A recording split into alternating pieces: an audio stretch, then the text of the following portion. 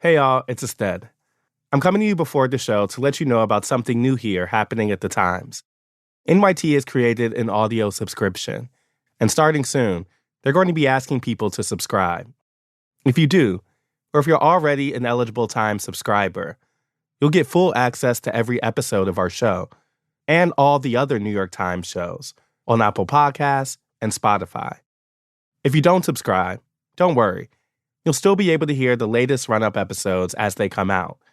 Also, to prepare for Election Day, we're making a special feed we're keeping free for everyone, the Run-Up Guide to 2024, so you can go back and listen to essential episodes to get you set for November 5th. To find that, search the Run-Up Guide to 2024 wherever you get your podcasts.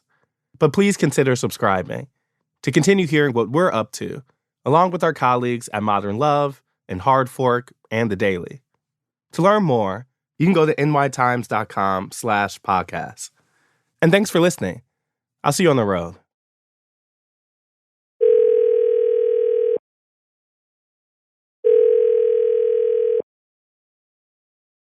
Hello. Hi, my name's Ested Herndon. I'm a reporter with the New York Times. I was looking for Kate. And you have found her. How are you? Good. How are you? I'm doing good. Thank you so much. Earlier this week, I hopped on the phone with one of our listeners, Kate. I worked for the California State Assembly for almost 30 years. And I also was elected to the city council in Ukiah, California in 1980, possibly before you were born. So you've been someone who's been politically active for a long time, both locally and on the state level. You got it. Yeah. And I'm not a player, but I am the participant. Kate is a Democrat who lives in California. She's retired. I'm still very involved in community activism, but clearly obsessed with the 24 presidential election. And she wrote into the show because she, like me, is spending a lot of time these days thinking about what this election might come down to. So I have been listening to your podcast since my son told me about it, and it seemed so much you were talking about, national trends and national demographics and subgroups, and and it's not you, but the whole kind of political class appeared to be looking more at the big nationwide picture, and my concern is the 35 to 100,000 votes that Kamala needs to win the swing states. Mm-hmm. You mentioned kind of when you wrote into us that you have been working on some models and you have been kind of trying to think through this yourself. Can you take me through some of that? Oh, sure. Absolutely. Well, just so you know, I am not alone in this, and I have what I would call some friends. We all, we share just to understand the psychology of it. Because we're all obsessed and very concerned about the election, we have to control our access to these things. Because if you do doom scrolling, then you don't have a life. So there's all kinds of different online simulations where you can kind of turn states blue and red and see who wins. That's kind of what we're doing here, is that we're, looking to paths to a win. My current feeling is Arizona is lost. Okay, and Georgia probably lost. North Carolina probably lost. Not sure. As I walk through, it's like it gets down to Pennsylvania. Of course, Kate's right. In the end, this may all hinge on a handful of states and just a few thousand votes. Is there anything else that really comes up for you? I guess if I was queen, I would ask, what is the latest thinking of very smart people on the swing states? Yeah. I think that we definitely can get some answers for you on what the state of play looks like in some of those swing states and what might be the things that puts one campaign over the top over another. Thank you. Oh, that's so great. So, with 1 month to go until Election Day, I wanted to have a conversation with someone who thinks about the landscape of the 2024 election more than anyone else I know. My colleague Nate Cohn, general polling whiz, and chief political analyst for The Times. Today, 2024 by the numbers. Who has the advantage between Harris and Trump? What's the most important battleground state? And what are the chances that we actually know the result on election night? From the New York Times, I'm Astead Herndon. This is The Run-Up.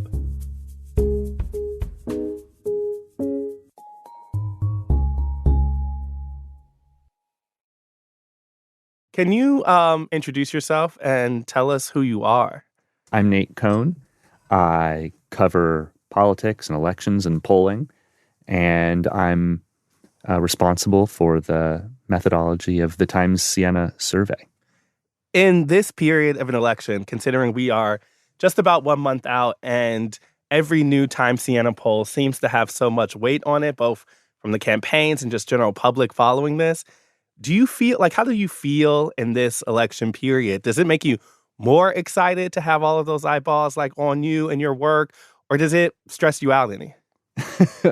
Wow, I have no idea how to answer that question. At this stage of the campaign, I'm trying not to think. I'm sort of trying to become a machine that produces the things I'm supposed to produce and tune out all of the conversation about it.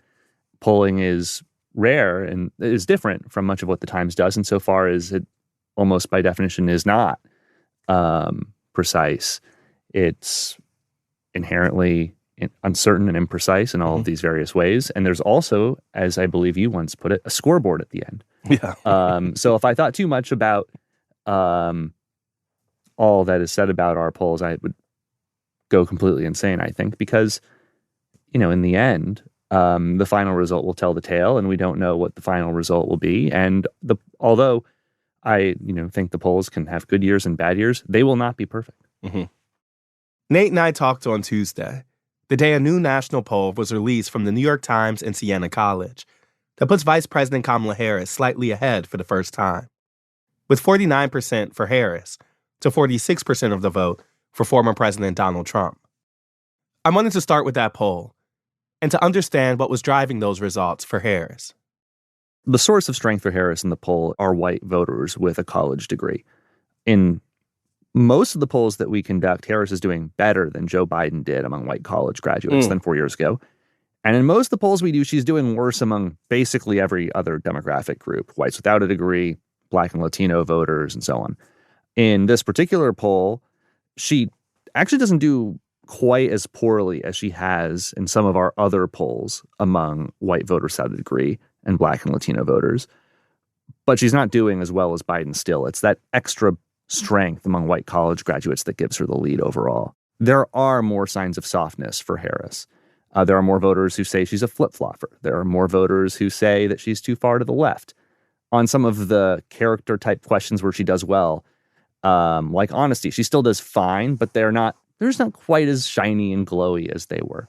So the Harris +4 is being driven by a growth among Democrats in a population they've been doing better and better in the Trump years, white voters with the college degree. But it's not like the story of this Harris +4 result is at odds with some of the things we've been seeing earlier about Democrats trailing off among other groups, people without college degrees, Black and Latino voters. It's just that she's done better among a different slice of the electorate. That's right. And there's another layer to add, which is that compared to some of our previous polls, Harris is benefiting more from narrowing to the group of likely voters compared to the broader group of registered voters. When we conduct a survey, we take a poll of everyone who's registered to vote. But as you know, not everyone who's registered will turn out. And so pollsters narrow the scope of their polling to the likely electorate who we think will show up in November. And there are invariably differences between the likely electorate and the broader group of registered voters. In this poll, Harris does 2 points better among the people who we believe are likely to vote than the broader group of registered voters. That's her strength in this poll. Well, taking this all in aggregate, at this point, would you say it's fair to say that the race is largely tied or with a slight Harris advantage? How would you describe just what the likelihood of win comes to at this point? I think it's close enough to a toss-up that I don't really think it's worth squinting to see who you think might have the edge. I do think that if you had to squint and say which candidate leads in the average by even 0.1 percentage points in states worth 270, that answer is Harris, and it's been Harris for well over a month because she has that tiny little edge in Pennsylvania, Michigan, Wisconsin. I have to tell you that in the last 2 presidential elections, advantages for Democrats in Pennsylvania, Michigan, and Wisconsin have not always materialized on election day. I'm not predicting that will happen again, but that memory is near enough in many of our minds that I think it's a mistake to read into a 0.1 point lead in some of these states, right? So I think we may as well call it a toss-up. Mm-hmm. And that applies, by the way, to the states where Trump has a very narrow, if consistently narrow lead. North Carolina, Georgia, perhaps Arizona or Nevada. These are states where all of the polling points toward a competitive race, and polling is not good enough to give either candidate an overwhelming advantage if it's 1 or 2 points here or there. Mm-hmm. One thing that does seem that polling can tell us is that Donald Trump is not seen as inherently unelectable amongst the broader public in a way that some people thought that he might be. He's been indicted, he's been convicted, he's chosen an unpopular VP candidate per favorability ratings, had a widely panned debate. All of those assumed factors of a presidential race. They would be devastating to any other candidate. All those tests consistently. So what does that tell us about how either the country views him or about the importance of those tests in general? I think that for almost any other candidate, and maybe every other candidate that has sought the presidency in recent years, this stuff is disqualifying and game over. I think it is different for Donald Trump, and I think we could devote the rest of the episode, you could probably devote a whole podcast to untangling the different sources of Trump's strength, some of which maybe even predated his run for the presidency. Even the elements of his ideology, I think, also deserve to be given some credit here. I think compared to the Republican Party of 12 years ago, Donald Trump is on vastly better ground on the issues. The series of positions that he took on immigration, trade in China, this bundle of issues together is aimed square at the most persuadable kind of voter in American politics, which is a voter without a college degree who doesn't have ideologically consistent left-right views on the issues and wants a president who will sort of fight for them and against whatever it is out there that's out to get them. Yeah. Mm-hmm. And I think that's an extremely powerful appeal that he has and that other candidates simply don't. Mm-hmm. And to your point, in this cycle, rather than 4 years ago, Democrats are kind of agreeing with him on the issue front. I think it's extremely telling. They are acknowledging the importance of immigration. They are kind of conceding the inflation argument, just presenting themselves as kind of better solutions for that argument. They talk about abortion certainly more than Republicans do, but it's not as if the range of issues Donald Trump is talking about are invalid for Democrats. They're actually agreeing with the premise of the problem at these Absolutely. points. Can I then ask the flip side of the question? We know kind of his unique strengths, but what are his unique weaknesses that have put him in a position to possibly lose to Kamala Harris? Yeah, I think it's worth flipping around for a second, this whole idea. What if he is still being really weighed down by all of these issues? What if he would be cruising to a clear victory if he hadn't been offending people? What if he would be favored in all of the key states if it weren't for the fact that he tried to steal Right, I'm like, if he didn't do January 6th, he might be killing this thing. There's the same... It's their votes, I don't if in the end Donald Trump loses these key battleground states by a hair, how many of them were affected by the Donald Trump Stop the Steal campaign often being aimed at taking their votes? Yeah. And I think that if you could wave a magic wand, you would be perfectly fine to undo the decision in Dobbs. But that's another self-inflicted wound brought about by the conservatives that he appointed to the Supreme Court.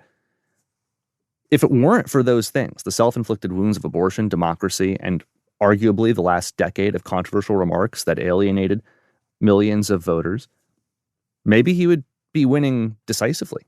Mm-hmm.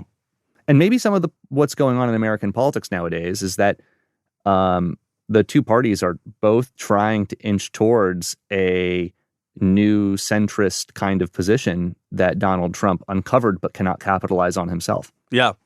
Yeah, I think that's an interesting question. Can I ask, what is the most likely tipping point states? You mentioned battlegrounds, which of course, this thing will all come down to. We know the states that feel familiar, Pennsylvania, Wisconsin, Michigan. Are those the most likely tipping point states when it comes to the Electoral College? Come election night, should we all just be waiting for Pennsylvania? Probably. I think that there's obviously a lot of uncertainty, but the clearest path for Harris runs through Michigan, Wisconsin, and Pennsylvania, and Trump has to break one of them. I think you can make a case for all three of those states being the easiest one for Trump. We know that there's a unique challenge for Democrats in Michigan because of Arab and Muslim voters, a group that represents not enough of the electorate to single-handedly decide the outcome, but enough to quickly take a state that Biden won by nearly 3 points last time and move it to something much closer to a dead heat if everything else is held equal. In Wisconsin, it is true that the polls show her doing well, but this is the state where the polls have the greatest record of overestimating Democrats. So although that may be the one where she has the most room to fall, I don't know whether that necessarily makes it safe, given just how many times this is proven to be sort of the best Republican state of the bunch. And then there's Pennsylvania, which almost doesn't need an introduction, but it's the largest state of the bunch. And it has been extremely close in all of the polling. If Trump wins one of those three states, which is certainly possible, then we do care about the others. We care about whether Harris can get a win in North Carolina or Georgia or Arizona and Nevada. And depending on which of the three states Trump won, that would change which of the others would be sufficient to put Harris back over the top. But if we were just making a simple decision tree, part one is, can Harris pull off this Rust Belt thing? And then if not, did she win anywhere else? Got it. I see the flow chart, and it starts with Pennsylvania, Wisconsin, Michigan. That's right. Now, one thing that makes this all very frustrating is that election night will work in more or less the opposite direction, where we learn North Carolina, Georgia pretty quickly, and then may have to wait a long time before those Midwestern states come in. Yeah. Which may make the answer I'm providing now ultimately quite unsatisfying in 4 weeks. On the other hand, though, by the time we know Pennsylvania, we will have realized whether, in fact, it is as simple as we're laying it out here, because we'll know probably by midnight whether Harris can win in Georgia or North Carolina, even if the race hasn't been called yet. More with Nate Cohn after the break. I want to do a little exercise that you might hate, which is that I want to lay out the 4 scenarios of this election. And I wondered if you could tell me the factors that would have to go into making that happen. So if we were to wake up day after election day and it was a blowout Harris win, what would you say were the factors that were most likely to have led to that result? Well, I would tell you we should have seen it coming all along. The special elections were great for Democrats. The midterms went well for Democrats. The obvious sign of enthusiasm for Harris that didn't exist for Biden and Clinton was finally back. It sort of was more like Obama 08 in a sense. And in the end, too many swing voters were not going to tolerate bringing Donald Trump back to the White House after what he did on January 6th. And they were still furious at Republicans over the loss of abortion rights. And many voters in the critical swing states took all of that very personally. And so it was a landslide. A Trump blowout win. We should have seen it coming all along. Donald Trump has defied every political expectation, every turn of his career.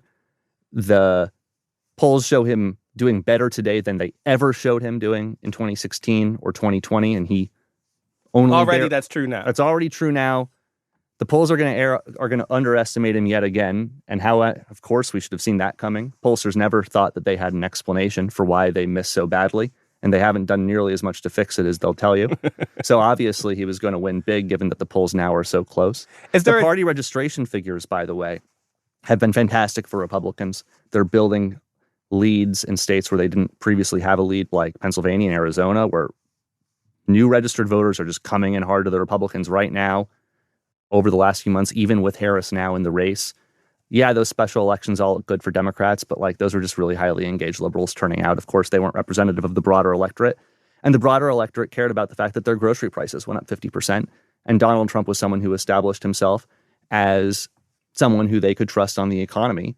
And the whole basis for the Democratic Party among working class voters for the last 100 years has been that they would be the party that helped them. And right now they think that Donald Trump is the one that would help them. And so he won in a blowout. And if we flipped it to a close victory, are there groups or states that you think will lead to either a close Harris victory or a close Trump victory? I think that if we were to break down this scenario, I think that there are kind of two. One is the one that really feels just like a 2020 repeat, where Harris narrowly wins across these states. Maybe she does better among Black and Hispanic voters than the polls currently show, or alternately, those young Trump Black and Latino supporters in the polls, they're just not voting. And as a consequence, She does a little better in North Carolina, Georgia, Arizona, Nevada than the polls suggest. Maybe she does even better than Biden by squeaking out that North Carolina win, which has been one of the bright spots for her in the polling. And at the same time, she narrowly squeaks out these Midwestern states just like Joe Biden did. So maybe a Trump signs a victory elsewhere, but battleground states, like they moved in the midterms and 4 years ago, getting closer towards Democrats. And then I think the other version of this is the Midwestern scenario that we were talking about earlier, where, these losses for Democrats among Black and Latino voters and young men, that's real. And Harris can't win Georgia, Arizona, Nevada, North Carolina if she's down to 86% of the Black vote instead of 92 and so on. And then it's a very late night where we're waiting to see whether she squeaks out the Michigan, Pennsylvania, and Wisconsin group. And those states are much whiter. White voters will represent nearly 90% of the vote in Wisconsin and 80% in Pennsylvania and well over 70 in Michigan. And in the scenario, that's just enough. Mm-hmm. It never stops being interesting to me to hear you lay out how the Democrats' path is chiefly through white and a more affluent electorate. Yeah, it's interesting on both points. I mean, I suppose that of the two, the affluent one is the one that really sort of strikes me because the biggest change in recent memory. It's interesting, Democrats haven't won the white vote since post 1964. Post-civil rights. But they've actually often done pretty well among white Northerners. And as a consequence, they've often won a lot of relatively white states. Like they've been winning Michigan, Pennsylvania, Wisconsin for decades, right? Even though they're really white. So to me in itself, that the Democratic path depends on predominantly white states it's sort of been true the whole time, even though it's a little counterintuitive because you have to remember that Democrats lose white voters because they get trounced among white Southerners. And that just for the same sort of electoral math reason we were talking about earlier doesn't hurt them as long as they squeak out these narrow northern states. The shift among college graduates, though, I think that's something that few people could have anticipated. I mean, I remember in 2004, there was that book, What's the Matter with Kansas, talking about how strange it was that working class people would vote for a Republican, given that the Democrats the party of the working class. And now here we are with the Democrats very clearly being the party of college graduates and the affluent. That was a factor I wanted to isolate, and you've already really done that, because it seems to me like a huge thing for people to know is the educational polarization that we see in the data, but also the gender gap that feels really important. I hear Republicans talking so much about how they need to get young men out and that men need to vote at the same rates of women, and that, frankly, they seem pretty open and resigned to the fact that they're really not trying to claw back some of those votes from the proverbial suburban women we're talking about. More so that they're trying to round it out with an electorate that has more men in it. In the numbers, does that track as what seems like the Trump strategy? And how hard will it be for Republicans to close that gender gap? So talking about, we've already said polls are imperfect. Polling a subgroup like young voters or Black voters or Hispanic voters is tough. We're going down even further to like young men or young women. That's getting really hard, right? Most polls don't even release that. That said, all of the data at our disposal suggests that Trump is doing very well among young men. And you could easily talk me into the idea that he leads among young men, maybe even comfortably, even as Harris has a 30, 40-point lead among young women. So you have to take the opportunities where you have them if you're the Trump campaign. And this is a group of voters that traditionally has not been inclined to support Republican candidates. But there's a lot of evidence, including in like hard party registration data, that they've swung to the right. And I think this relates to what I was mentioning earlier about the effective turnout in this election. If you were to say, hey, what's the group that would be hardest to try and mobilize it for the first time in this election? It'd be like, maybe young Hispanic men. It's like, well, that's one of the best groups for Trump compared to 2020. So you definitely can see why that's a great opportunity for them. If you can get those people to the polls, then you're in a great spot. But if not, then maybe a lot of the lead that you've seen in some of the polls in a state like Arizona or something, maybe that becomes harder to maintain when people actually show up on election day. Yeah. It seems as if what we're consistently hearing is that we have to unlearn the political story that was so core, and I think Obama era, that Democrats have really held on to. The Obama More coalition. votes equals winning. Yeah. That coalition being one that's driven by young people, driven by people of color. And, I remember that coalition talking about college graduates, but it wasn't chiefly only or no, there was almost no gap between people with and without a college degree in 2008 and 2012. Almost none. I think that education has become one of the major dividing lines, and maybe just as importantly, by becoming a major dividing line, that's been like the major shift, the major change over the last decade is this loss for Democrats among people without a degree and gains for Democrats among people with a college degree. So is it true to say the more people who come out in this election, the evidence points that to being better for Donald Trump? I think that there are some like wrinkles that we can add to that, but like, yeah, basically. And we can see that in these special election results that, you know, they tracked like 7% of the electorate and the Democrats dominate them. Yeah. It's just it's an uncomfortable pill for them to swallow, but a true one. It is extraordinary. You know, the Obama coalition it's gone. I want to ask some specific questions based on things we have learned in previous episodes of ours. We were just in El Paso at the border, specifically thinking about how Latinos think about immigration. And I know one of the things you've been writing about is the data that, talks about what we would consider attitudes among immigration, the relationship between Trump and Latino voters. Now, we know that is a block that doesn't necessarily see itself in tandem. That came up a bunch in Texas, folks saying they don't really see themselves connected to other groups of Latino voters. But I know that, like, when we think about them in polling or if we think about them in some of the data sets, they're sometimes combined. Yeah. What do we know about the specific views about immigration among this group and their relationship with Donald Trump? And how has that shifted from 2020? Where I think one of the big surprises of that night was a lot of the border communities who end up moving in Trump direction. Yeah, it's funny because as it's often been noted and correctly noted that Hispanic voters are not a monolith, that there are dozens of different communities with different levels of assimilation and different experiences in the United States.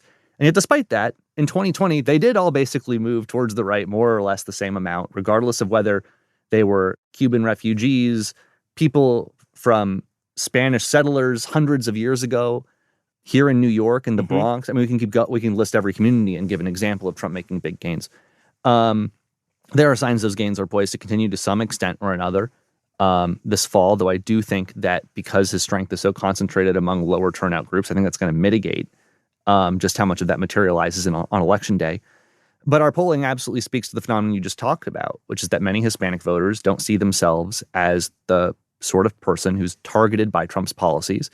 And even beyond that, many of the claims that Democrats would usually say are racist dog whistles aren't just simply not being heard as racist dog whistles by Latino voters, but they agree with many of them. Yeah. They are much more sympathetic to a border wall than you might think. They're much more sympathetic to deporting undocumented immigrants. Yeah, I mean, we were with a group of Democrats who even said, this group of people coming feels really distinct from me. We waited our turn. They didn't wait their... And there's like language that, you hear from an in-group that I think sometimes would surprise folks, but I don't know why. Because, of course, those attitudes exist among that group. Sorry. And, they also sympathize with Trump's claims about crime and would agree if he said that this crime in our cities is out of control. They'd be like, yeah, it is. That doesn't mean that they like Donald Trump, or if you ask them, they'd say he's a racist too. That's not a question that we ask in polls, but I think that's what our result would be based on the other pollsters who have done it over the years. Yeah. In the end, our polling suggests that it's Trump's strength on the economy that's ultimately driving that decisive here, that we're talking about a group of working class voters who, if you're a college-educated Democrat, and this goes back to a recurring theme about the education divide, but if you're a college-educated Democrat, you might assume that Hispanic voters mostly support Democrats out of, racial solidarity. Yeah. And that's not what it's about. Yeah. It's because the Democrats were the party of the working class that would help people like them. And in general, the assumption of someone supporting people out of racial solidarity feels wrong. Even with black voters. I mean, there's a slice of that, folks, too. But you hear even the economic concern come up all the time. Of course. And, if you view the world through the lens of, a liberal arts class on, race, gender, and systems of power and domination in American life, then that's how you would think these groups are voting. But every piece of evidence that we have suggests that the economy is at least co-equal and, in all likelihood, a more important factor, and that this is Donald Trump's major advantage, in not only in this election, but in previous ones as well. What about Gaza? We hear so much about foreign conflicts abroad. Of course, that has been increasingly inflamed with the escalations in the last couple of weeks. What do we know about the places where that might most matter? Because I remember you telling me before, foreign policy doesn't often rise to the top of people's list, including young people. I think we have every indication that Donald Trump is going to do much better among Muslim and Arab voters in this election than he did 4 years ago. I think he'll do better among young people as well, but I would not rate foreign policy as being a driver on that. While I think it is the factor that will explain the gains that he makes in Dearborn, Michigan, or Hamtramck, Michigan, or wherever it may be. And, this is an extremely small group. Even in Michigan, we're talking 2% of the electorate. If you do a poll of Michigan with 1,000 people, that means you had 20 respondents who were Muslim or Arab. Like, we cannot measure this group reliably as a result of its small size. But we do a lot of polling. And if you aggregate all of our polls together and look at the still pretty darn small group of Muslim and Arab voters who we've spoken to, they have swung really hard to Trump by their own account. And it's worth thinking about on election night. When we think about Michigan, it's a real possibility that type of factor could help bring the state closer to at least 50-50. Absolutely. I mean, Biden won it by 2.7 points. And we're talking about a group that's 2% of the vote. So if that group, hypothetically, I don't think this is going to happen. Suppose it swung 50%. That's half of Biden's lead gone right there. The flip side, of course, is that Biden didn't need a single vote from Dearborn to win Michigan. So if Harris loses, you can't, it may only ascribe it to it will not only be because of this, but if there was a race that otherwise Harris was going to win by a point or would otherwise win by a half point, which would not at all be a strong result for Democrats in Michigan. But if that's what it was, then this could be, it could be decisive. Yeah. And the last thing I want to do is focus on a couple questions about what's coming in the next several weeks, both things that we're looking at and things that you can help us point to look for in the home stretch. If you were Trump and Harris campaigns respectively, both where and what would you talk to? Who would you talk to? Like, what does the numbers say are the most important groups for them, and where do those voters live? Well, the persuadable voters are different than we imagined them to be in the past. The stereotypical swing voter was the soccer mom, the security mom, a white suburban mom. Yeah. We used a lot of different words, but that's basically what we always meant. That's all we mean. White suburban mom. And I don't think that's who the persuadable voters necessarily are. They're not necessarily white. I think that if you told me after the election that the people who switched their votes were majority non-white, that wouldn't shock me. They'll be disproportionately young. They'll be disproportionately without degrees, though our polling does show Harris doing very well among college graduates, so clearly she's making gains there as well.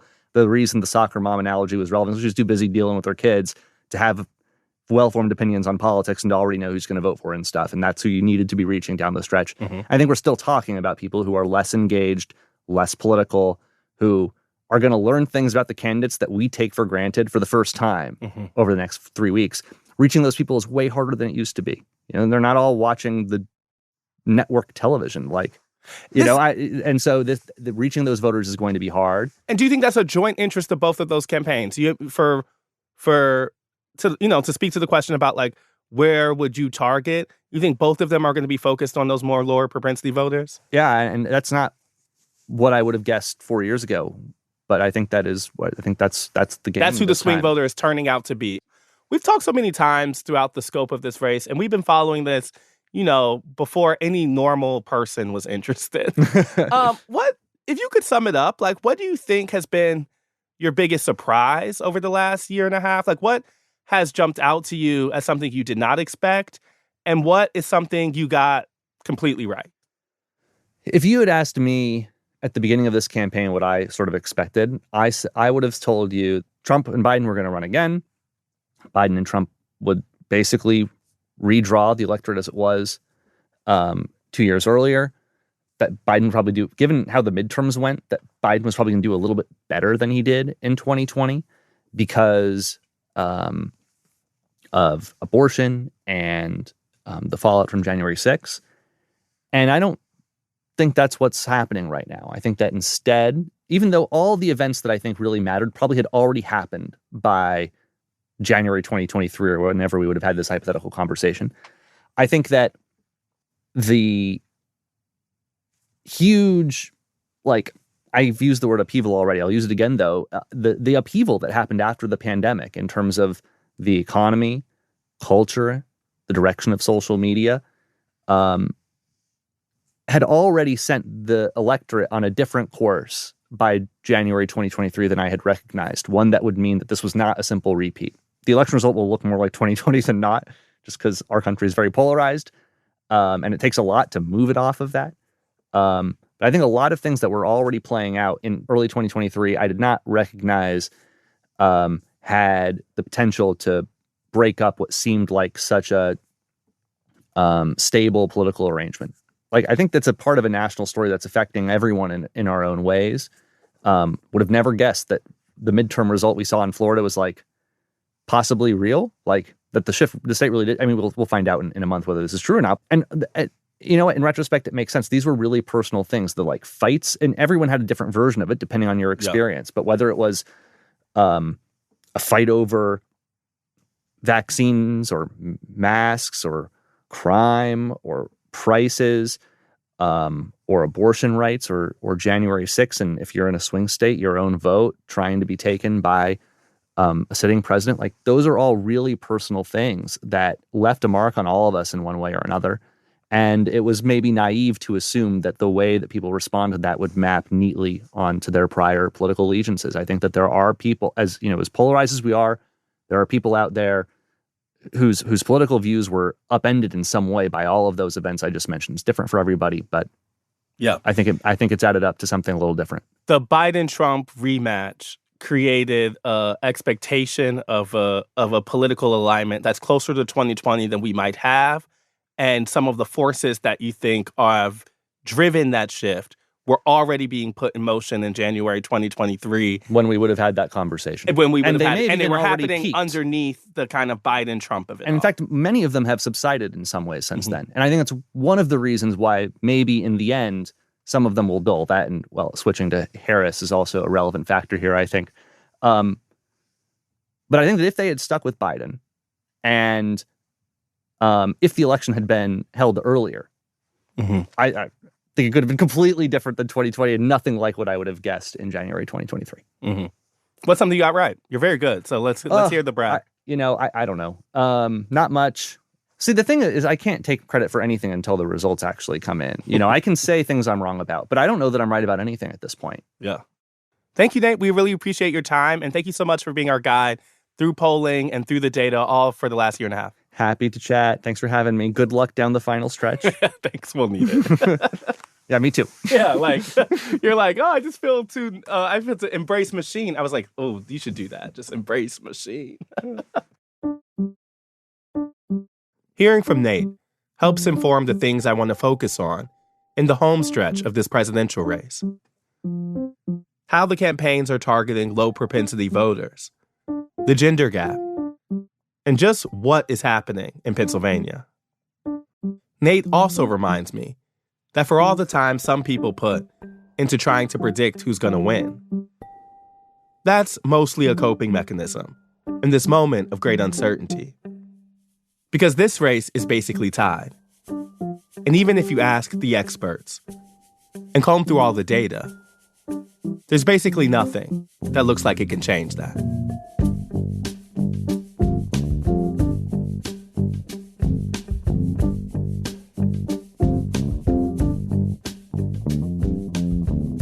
If you're interested in hearing more from Nate and me on the state of the race and what the campaigns are doing in the home stretch, we joined our colleagues Maggie Haberman and Michael Barbaro on The Daily today.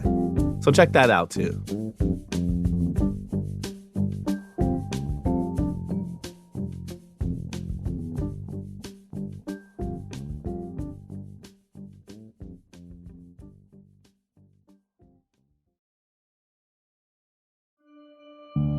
That's the runner for Thursday, October 10th, 2024. And now, the rundown. Please welcome back to The Late Show, Vice President Kamala Harris. This week, Vice President Kamala Harris was on a media blitz. I'm here on a special day. I was supposed to have a day off. I'd only come in for the Vice President of the United States. The next President of the United States? We met the 59-year-old Vice President this past week on the campaign trail. Daddy Gang, I went to Washington, D.C. to interview Vice President Kamala Harris.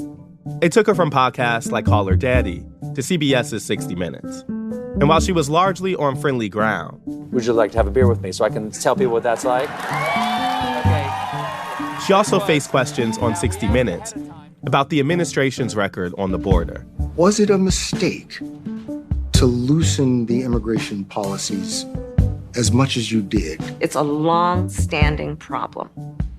And solutions are at hand. And from day one, literally, we have been offering solutions. What I was asking was it a mistake to kind of allow that flood to happen in the first place? I think the policies that we have been proposing are about fixing a problem, not promoting a problem. Also this week, Senator Mitt Romney spoke at the University of Utah and took a question about Harris. What's stopping you from getting to the point where you'll say you'll vote for Kamala Harris and, endorse her the way that Liz Cheney has? Yeah, I made it very clear that I don't want Donald Trump to be the next president of the United States, and you're going to have to do the very difficult calculation of what that would mean. All right, my own view is that I want to continue to have a voice in the Republican Party following this election, because I think there's a good shot that the Republican Party is going to need to be rebuilt and reoriented either after this election or Donald Trump is reelected after he's the president.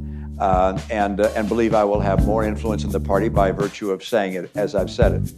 He did not say he would be voting for Harris, taking a different path than other prominent anti-Trump Republicans, like Liz Cheney and her father, former Vice President Dick Cheney.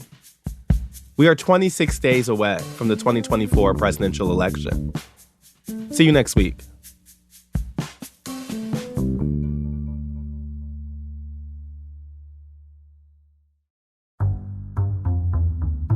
The Run-Up is reported by me, Ested Herndon, and produced by Elisa Gutierrez, Caitlin O'Keefe, and Anna Foley.